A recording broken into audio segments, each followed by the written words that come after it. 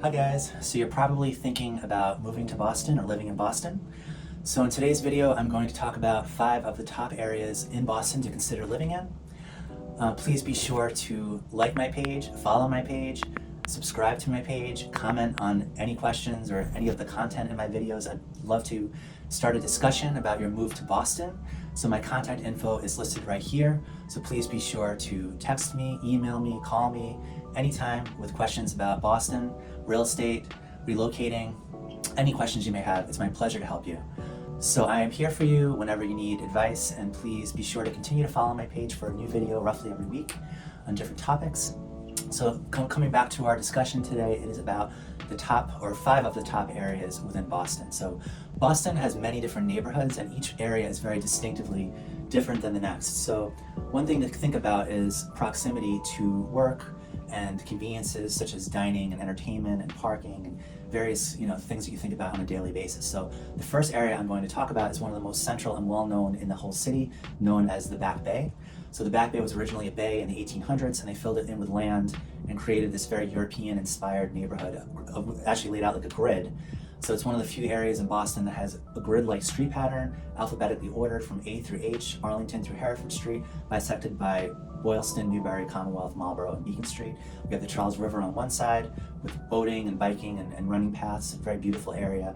Then you have the public garden on the other side, bordering at a 90-degree angle. That's also one of the oldest public parks in the country, if not the oldest public park. It's a beautiful, very formal garden, and then after that's Boston Common. So as far as the Back Bay itself, it is a very beautiful Victorian neighborhood, a lot of grand buildings that were originally built for one family and then subdivided into apartments or condos, many of them, and some of them have remained single families. We have Newbury Street, which is the main shopping street, where there's lots of stores, some big names, some small names, coffee shops, restaurants. There's a lot of things happening on Newbury Street. Boylston Street is also a commercial street, a lot of businesses and office buildings. We have the Prudential Center, which has a shopping mall, which has Italy, which is a great Italian market with restaurants. There's Star Market, Supermarket, Whole Foods is right on the outside of the Back Bay. We have the Copley Mall, we have Amtrak in the Back Bay Station, which will take you to New York. So there's endless shopping. There's lots of great dining options, from the Capitol Grill to Abe and Louie's to Select Oyster Bar to Salty Girls. There's seafood, there's formal, informal, business lunch places. There's always stuff happening in the Back Bay. The marathon goes through it. Lots of events in Copley Square happen on a regular basis, as far as concerts and First Night, which is on the New Year's Eve, which is a huge event, the 4th of July fireworks along the Charles River. So it's really a great area when you're moving to Boston, if you want to be central, get to know the whole city. You cannot get any more central than the Back Bay, and it's a great introduction to living in the city, especially if you're from a different part of the country or the world. You really get a really quick feel for what it's like living in Boston here. And it is really like postcard classic Boston when you look at it, when you're walking around and you see how beautiful and well manicured and cared for the Back Bay is. So the second area I'm going to talk about is the South End area, which is actually where I've lived for almost 15 years, 16 years. So this is really a wonderful neighborhood, very diverse, the largest Victorian neighborhood in the entire country of row houses. It's very consistent architecturally, brick sidewalks, old gas lamps, beautiful parks interspersed amongst all the different streets. There's a good mix of commercial and residential, so it's not like one street in the Back Bay, like Newbury Street's all commercial, whereas South End, it's you have one block with a coffee shop and lots of brownstones, and then you go to another block and it's restaurants, so it kind of varies a lot street by street. It has lots of art galleries. It's known for its restaurants like Cava, Copa, SRV, Barcelona. There are just endless options of different types of food, from Greek, Italian, Spanish, tapas, you name it, it's there. It's also a very thriving scene with stores that are very mom and pop and not overly high, commercialized. The only 2 big name brands that I know of in the South End are Starbucks and 7-Eleven. So, and also we have the Soho Market, which is every weekend in the summertime. It's just a great neighborhood, very village-like. So the music venues would be Wally's, which is one of the oldest jazz bars in the country, a lot of history there. Some of the biggest greats perform there. We have Symphony Hall not far as well from the South End in the Fenway, which is also where Whole Foods is. We have the Ink Block area, which is a new development in the last decade or so of a lot of complexes for apartments and condos, and also Whole Foods as well, one of the largest in the city. And you know, it's a very big area, the South End. It's 2 miles by 4 miles, and there's a lot of sub areas within it. So there's the areas, you know, by SoWa, which is south of Washington, which is a lot of lofts and artists' studios. And then we have, you know, the Chandler Street, Appleton Street area near the Back Bay, which is known as the Golden Triangle. We have the 8th Streets area, which is off of Tremont Street, which is known as Restaurant Row. It's pretty much the heart of the South End. It's where the Boston Center for the Arts is, Boston Ballet. So all in all, the South End's a wonderful neighborhood. It's very similar to the East or West Village of Manhattan, and it's something that I truly treasure this area myself, and I do not have an unbiased opinion about it. So the third area I'm going to talk about is known as Jamaica Plain. So this area is very convenient if you are working in the Longwood Medical area, which is adjacent to it in part of Brookline Fenway, Mission Hill. So the one thing that the Jamaica Plain area is known for most is the Emerald Necklace, which runs from the Back Bay all the way through Jamaica Plain. It has the Jamaica Pond. It's very beautiful and green, a lot of trees and dog paths and jogging and walking paths. So, you know, that's another thing. Jamaica Plain is very dog friendly. It's very diverse. It's a little bit more affordable than areas such as the Back Bay and the South End, which can be very pricey. So all in all, it's a wonderful neighborhood, very good mix of people, very much mom and pop, very dog friendly. It's also kind of a mixed area as far as like real estate and types of real estate. You have what's known as triple deckers. We have new construction there, townhouses, grand single families on the pond, which is known as, you know, the Jamaica Pond area is a very prime location because of the views of the pond and the park. So some of the grandest homes in Jamaica Plain are there, as well as Moss Hill. And then you have the Arboretum, which is owned by Harvard University. It's like this beautiful park with a lot of different types of trees and plants. It's a wonderful place to go to in the spring and the fall. I go there myself for walks, you know, after I go to the Jamaica Pond. The restaurant scene in Jamaica Plain, there's lots of really good restaurants such as 10 Tables, Brassica. There's lots of different ethnic foods, Indian, Ethiopian, different Asian foods on Center Street, which is like the main thoroughfare in Jamaica Plain. You have the Orange Line train station, which is basically goes right underneath the Southwest Corridor, which is a continuous green space that runs from the Back Bay station through Jamaica Plain. So this is a great way to commute into the city, is on the Orange Line. Also, there's the area by Forest Hill Station, which is very much thriving. A lot of developments going on over there with apartment complexes, condo complexes, given it's right near the train station. It's a very easy commute from there into downtown Boston. So all in all, Jamaica Plain is a wonderful neighborhood, only about 10 or 15 minutes drive from Back Bay South End, but a lot more affordable with many different options for rentals and sales. So I definitely highly recommend Jamaica Plain. The fourth area I'm going to talk about is East Boston, which is the area directly across from the Seaport District, also near the airport as well. So if you live in East Boston, it's very convenient for flying in and out. You're basically right there.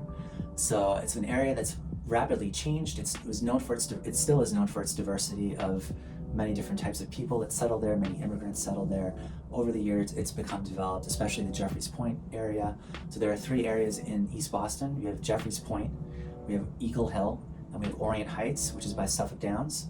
So Jeffreys Point is an excellent area right directly on the water. You have the Institute for Contemporary Arts, has the Watershed Gallery that's open in the summertime.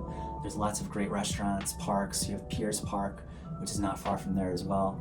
You have Maverick Station, where you can jump on the train and be right at Aquarium in downtown Boston in literally one stop. So it's very convenient to Boston, especially if you're taking the train. There's a new ferry service that goes from East Boston to the Seaport. It's only $5 each way.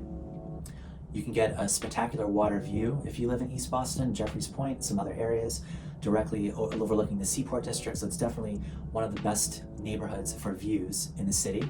And the real estate is much more affordable. So a condominium, for example, brand new construction in Jeffreys Point in one of the luxury complexes, you can get a 2-bedroom for just under $1 million. If you took the same condo and put it in the Seaport District, it can easily be triple the price. So it's definitely an area that's rapidly developing. It's an excellent investment, given the location being so close to the city, and it's an excellent time to invest in this area as well. As far as buying multifamilies, the food choices in East Boston are very diverse. You have Mexican food, you have Santarpio's, pizza, Reno's, there's Oliviera's Steakhouse. So given that such a good diversity of people there, Brazilian, Mexican, South American, Italian, it lends itself well to the food scene as well.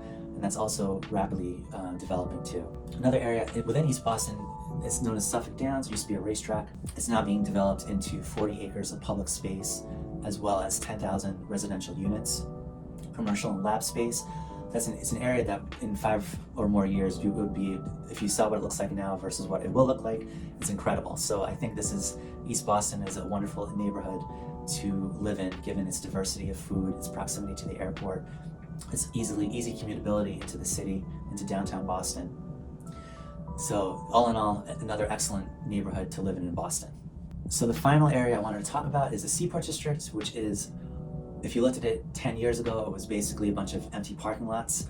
The courthouse was there, but basically it was a bunch of empty parking lots, which took a little bit of time to develop, but it's incredible how quickly this area has developed. It's basically been created from scratch.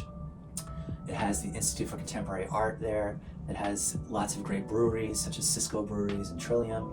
It's right along the 4-Point Channel, so there's many beautiful loft buildings, new construction, apartment complexes, condo complexes such as the Echelon. The St. Regis Residences is being built right now on the edge of the water. So it's definitely one of the most happening areas. Even during COVID, when commercial spaces were failing in other parts of the city, in the Seaport, it didn't really take a dent. So it just speaks to how thriving this neighborhood is. The dining scene is excellent. So you have Row 34, Committee, Coquette, many great restaurants, Davio's, Woods Hole, Pier 4. There's many new construction condo buildings such as 22 Liberty, 50 Liberty, Echelon, St. Regis. There's apartment complexes from the Benjamin and the Via to the Aura Seaport, the Nema. It's incredible the number of options that are available to people, and given it's so much life happening there, it's definitely one of my favorite neighborhoods in Boston. So there's also a ferry that goes from the Seaport District to Provincetown. It's a 90-minute ferry. It's a very popular way to get to the Cape without having to deal with the nightmare of traffic in the summertime. You have South Station, which is not far from the Seaport, which will take you on Amtrak to New York. You can easily get from the Seaport to the airport on the Silver Line bus line. The South Station also has the Red Line train, which is only a short walking distance from the Seaport. We have some great rooftop bars at the Envoy Hotel and the Yotel. As far as things to do, we have the lawn on D Street there, which is this beautiful outdoor lawn with concerts, a bar, and food that's open in the summertime. There's a Leader Bank Pavilion, which is a very popular tent area in the Seaport for concerts. Some of the best bands perform there. It's outdoor, right on the water. There's a continuous harbor walk that goes around the Seaport that basically will take you all along the water. It's a spectacular view. I like to do that a lot at sunset. So all in all, the Seaport is definitely brand new. Some would argue it's not very Bostonian, but I have to say it has its own character, and it's definitely not for everyone to live in. But if you live in Boston and you want to enjoy a wonderful nightlife, dining scene, lots of great activities, it's a wonderful place to visit. So all in all, Boston is not a big city at all. Compared to some big cities like New York and Chicago, it's almost like a small town. I grew up in New York City, and when I first moved to Boston, it felt like literally the size of Central Park. And I recently heard that you could fit the entire city of downtown Boston within Central Park. So that's to give you a perspective on the size of Boston. But like I said, each neighborhood is very distinctive. It has its own charm. So I really recommend exploring different neighborhoods on your own. I always say when you're new to the city, to really go there, go out to eat, walk around in the evening, especially when people are coming home from work, you really get a true feeling for how that neighborhood is. I can definitely help give you more information on these 5 areas as well as the other ones as well I did not talk about. There's many options. There's Brookline and Cambridge and suburban areas not very far from the city. So please be sure to like my page, follow my page, comment on my videos, email me, call me, or text me for any questions you may have and advice on moving and living in Boston. I've lived here for over 25 years. I'm a proud Bostonian. Whenever I go on a trip and come back, I love coming home to Boston. It really is a wonderful city. So it will be my pleasure to help you. Please contact me anytime to discuss your move. Thank you.